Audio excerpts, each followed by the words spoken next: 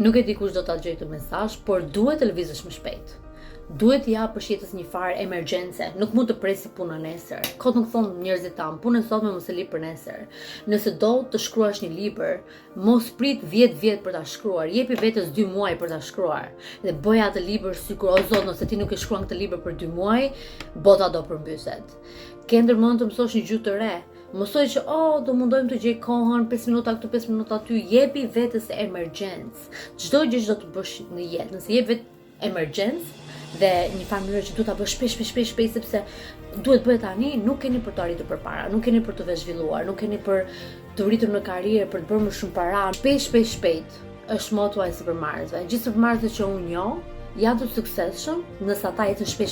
Çdo gjë është, më duhet iki, kam takime, jam e zënë, edhe e kuptoj që jep stres në një farë mënyre, por në atë mënyrë ata e mbajnë veten të zënë, nuk kanë kohë për të menduar, janë në depresion, a kam stres apo jo, sepse janë të zënë.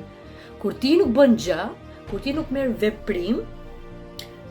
merr veprim në gjëra që ti do të realizosh në jetë, atëherë fillon stresi, e fillon depresioni sepse ndihesh i falimentuar, ndihesh sikur nuk po bën mjaftueshëm në jetë.